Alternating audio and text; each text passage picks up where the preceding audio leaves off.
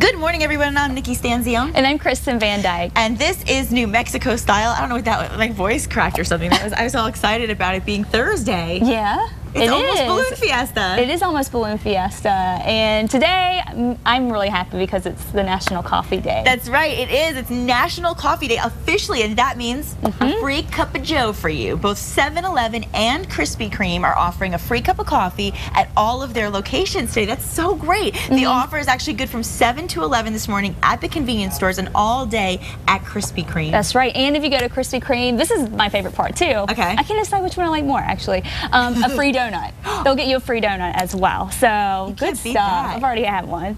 Well, this is a good opportunity for people to be able to save a little money. You know, when we had Emily on the other day talking about the Focus Foundation and saving money, she literally said one of the best ways to save is think about how much you spend every morning just on that cup of coffee. So today you're off to a good start. Start your new budget plan. Yeah, my triple grande one-shot pumpkin spice latte. That's what I get from Starbucks. It adds up fast. It really does. I mean, if you go through your bank statement, I think she mentioned this. Yes. And you look to see, especially if you get those like specialty coffee drinks, and you see how much money you're spending, it's a lot. It's a lot. See, for me, I always refill my big gulp of my Diet Dr. Pepper, and I'm doing it all. I do it at least once a day, so you know it's 95 cents every time. The end of the week, you add it up at the end of the month. It's a problem. So good for everybody that likes coffee today. You get a free and a donut. That's even better. It's going to be good, and it's actually going to be a pretty nice day today, right? It is going to be nice today before some changes move in, starting tonight and tomorrow. Here's a look at the forecast. All right, before we get to the forecast, I did want to show this beautiful picture. John Den sent this in. It's an oak tree. This is fall arriving in Llano Largo, and then off in the distance is actually Jicarita. So just a gorgeous shot. You can see those leaves starting to change there, and that's the case all the way up into Durango as well. So beautiful day right now. Skies partly cloudy over in the Sangre de Cristo Mountains. We will see a little bit more in the way of cloud cover there, and then eventually skies becoming partly sunny in Albuquerque too.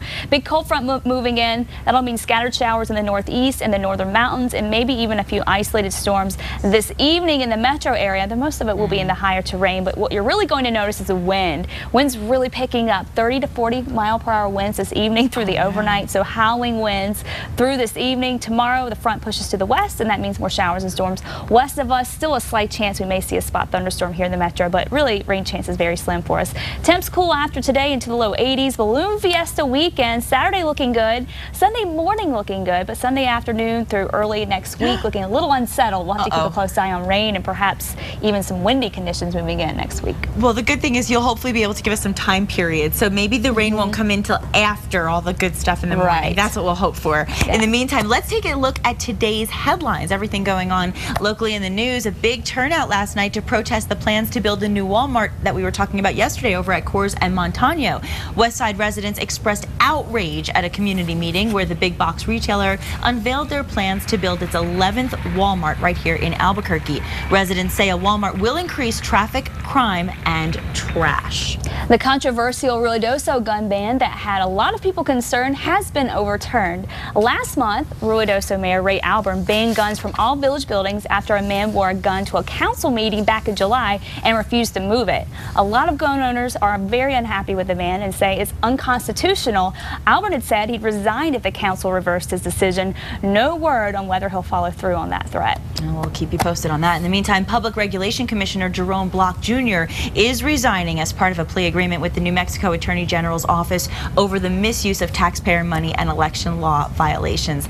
Block is charged with pocketing thousands of dollars in campaign cash. Then in July, evidence surfaced that he ran up more than $8,000 on state-issued gas cards in less than 3 months. And he's accused of taking a car for a test drive and never returning it. The deal announced yesterday should allow the Española Democrat to avoid prison time. He will quit his job within the next 10 days and pay restitution, never run for public office in New Mexico again, and attend a court-run drug program. And if he doesn't hold up his end of the plea deal, he could face, get this, up to 4.5 years behind bars. And this is another one we've been talking about for a while. Former Albuquerque Public Safety Director Darren White now admits he knew his wife should have been tested for DWI when she crashed her car last July. That's according to the city's Inspector General's report released yesterday. The report says White did not interfere with the investigation, a conclusion also reached by the city independent review months ago, but there are some differences. The new report says White's presence at the accident scene was quote, intimidating to police and paramedics. It also says White thought a DUI investigation had already taken place. Kathleen White was wobbly at the scene and admitted to officers she had taken an anti-anxiety drug that carries a warning against driving, but she was never tested for the DUI. Yeah, so there goes that. Now, in the meantime, something we've been talking about a lot, former University of New Mexico head football coach Mike Locksley is now speaking out for the first time since learning his fate after his dismal record. Locksley sat down with KRQE sports director Tate for this exclusive interview. If I was the boss, I would fire me. Mike Locksley knows job security isn't just about wins and losses.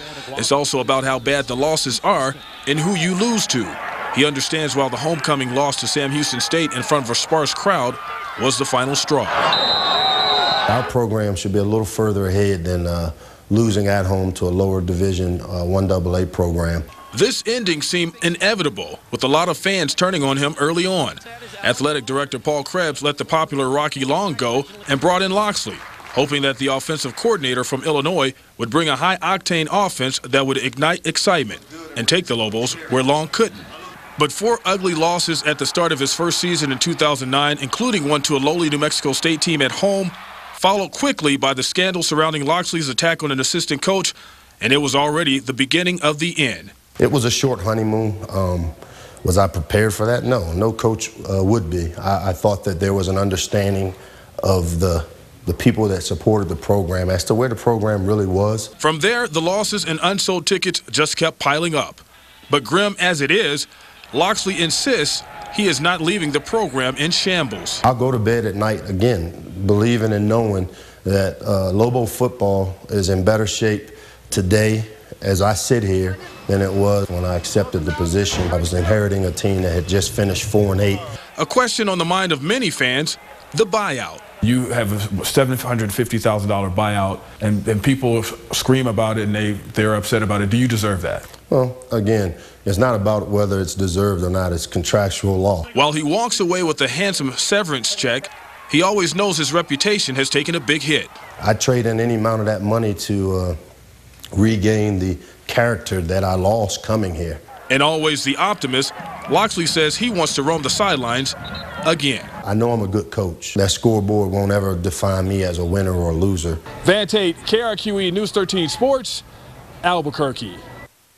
And we thank Van for that report. Now, we love success stories here on New Mexico Style. And so what we wanted to do today is we want to follow up on a segment that we actually aired last week. You may actually remember the young dancer. His name was Ruben Rascon. We loved him. He attended the Bolshoi Ballet Academy in Moscow and has been invited back to Russia. Ruben needs to raise $20,000 by December to make his dream come true. And thanks to so many generous New Mexicans, he's halfway there. Here's a clip of his audition tape that got him accepted into the academy. Let's take a look. How amazing is he? And what a nice guy, too. And, you know, his mom, he was adopted, you know, into a big family with his 3 siblings. And so now they're a family of 11, actually. And he's just a brilliant dancer, so disciplined. It's beautiful. And sweet, too. Right? Wasn't he such a nice guy? And I was so happy for him. And we want to mention to all our viewers that donations are still being accepted at Bank of America. So we're going to be giving you an opportunity to still be able to help him get there. Like we said, he's halfway there, and that's thanks to all of you. So I know on behalf of Ruben and his family, we want to thank all our viewers who watch the show and are supporting him in, you know, finding his dreams. You can take a look at the information right here on your screen. New Mexico Dance Coalition at Bank of America. You can see the account number and where donations can be mailed. So get that pen and paper out. And of course, we'll have this posted on our website, icasa.com, later today for more information. And another success story. Maya, our pet of the week, found a home. Yay! She was so precious.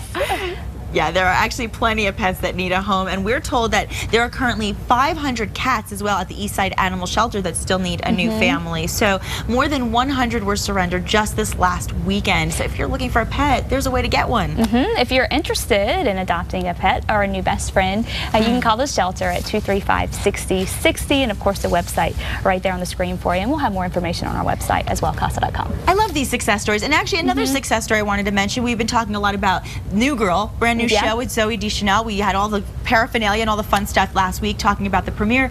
Obviously, it's done exceptionally well. In fact, Fox has ordered an additional 11 episodes, making it a 24-episode season. So she's sticking around. She is. It's a cute show. Have you seen it? Yes. It's cute. It's funny. Cute. In fact, it actually did better than any other comedy, any other fall sitcom on Fox in the last 10 years. So obviously, people are really excited about it. Yeah, so I'm happy to. I love success stories. I like when a new show has all that promotion and everybody gets excited and it actually does well. And X Factor, a new show here in America anyway. Yes, and it's doing we love it. And it's great. We both watched it last night. Who was your favorite? I liked, there's something about like the jazz bluesy guys. Do you remember the guy when he sang the song At Last? That was the guy, Josh, who came with his mother, right? His mother was crying backstage. Yes. Unbelievable. That was my favorite. He kind of, I liked him. You can go to the website and see a clip of it, but he actually reminded me a lot of Michael Bolton meets Joe Cocker. Kind of like an infusion of that growly blues sound, like you said, along with the soulful tones. So I was impressed. And there was a girl who actually was obsessed with Justin Bieber, and L.A. Reid, who's one of the judges on X Factor, actually, works with Justin. He wrote Baby, Baby, Baby, I think. And at least he produced it, and she, had that backstory, and you saw her obsessing over Justin, and you're thinking, oh, this is going to be mwah. Then she comes out and sings her own version and blew everybody away. She did. I mean, how intimidating would that be to get up in front of L.A. Reid and sing the song that Justin Bieber sang, that he helped produce? I know. Same thing with the guys who did End of the Road, this group called For Sure. Too. They sounded just like Boyz II Men. They sounded just like Boyz II Men. So we're going to be letting you know that X Factor, of course, will be on again tonight, and that starts at 7 o'clock right here on 2 Casa Fox. Please catch it. I think it's a great show, and those heartwarming stories always get me. I'm a big mush. Can't help myself. Yeah, if you love American Idol, you'll love X Factor. Absolutely. It's pretty similar. It's pretty close, but there's a little more variety to it. And you gotta love Simon. Simon. I know. I was just gonna say Simon. How do you not love Simon and Paula? And they had one of their first fights again last night, so that was fun. I love watching them fight. It's the best. It's the best. And also, speaking of fighting and couples, I'm hearing Ashton and Demi might be on the outs. That is such sad news for all the Cougars out there, I think she kind of set an example. It's like, you know what? If she can date younger, I can date younger too. See, and that's what I thought. You've been seeing it a lot lately. I think it kind of started a trend. I want to see that trend continue. Me too. Yes, because we're not getting any younger. So yeah. But the thing is, I guess apparently Demi was doing her tweets, and I guess some of her the little intonations she was making was referencing that there might be some problems in Paradise, and that he might be a chronic cheater. So as long as he doesn't go Charlie Sheen on us. Yeah, I don't think 2.5 Men would appreciate that. Although apparently CBS is a little disappointed in Ashton, because in one of the scenes on 2.5 Men this week, he was using his laptop and he was promoting some of the companies that he has invested in the stickers on the outside of his laptop.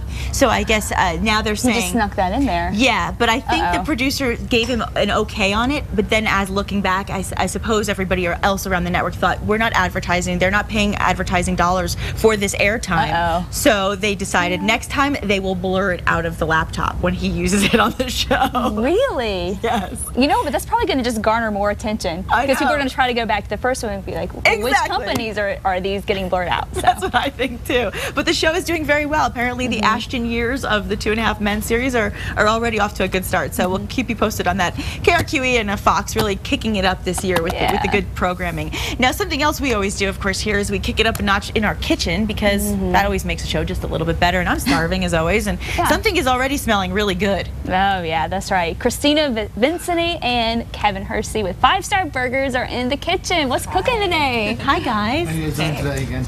We're going to do our happy hour food today: quesadillas, happy hour burger, and fried green chili strips. Ooh, that sounds delicious. And I'll be mixing up some of our wine-based cocktails. Fun. Can you give us a little teaser? Anything well, in our 5-star mango sunset, and then we have our prickly pear margarita. Prickly pear. That sounds delicious. It does. Okay, so happy hour at 8 a.m. I like it. Oh, yeah. This time of the day. It's a good start to a Thursday. Well, thank you both. And, of course, you'll both be back in our later half hour. And so we want to remind everybody, if you want a good recipe and you want to see what's cooking up at 5-Star, you'll want to stick around throughout the entire hour here at New Mexico Style. Lots of fun. Thank you both. Thank you. See you later. Keep cooking. It smells good. Meanwhile, it's, as we said, Balloon Fiesta coming up, just a couple more days, and a lot of people coming into town, rolling in, and, getting all their plans prepared for the weekend. Yeah, and there are some changes on the horizon. Let's go ahead and take a look at that 7-day. All right, we have temperatures in the low to mid 80s today. A little breezy this evening. Tomorrow, partly cloudy, a slight chance for a stray storm. On Saturday, I still think the bad weather is going to hold off until later in the weekend. So partly cloudy, highs in the low 80s, probably starting off in the low 40s down at Balloon Fiesta Park. So it'll be a little chilly there in the mornings. And then Sunday, Monday, and Tuesday, the weather looking a little unsettled. I think the worst of it will be Monday and Tuesday, but we may be dealing with some breezy conditions, maybe a little too breezy for the balloons to go up Monday and Tuesday. So still kind of far out. Things can still change, but as for right now, the weather looking unsettled for the start of next week, but beyond that, just looking cooler and really nice. So we may just have a couple of bad days in there.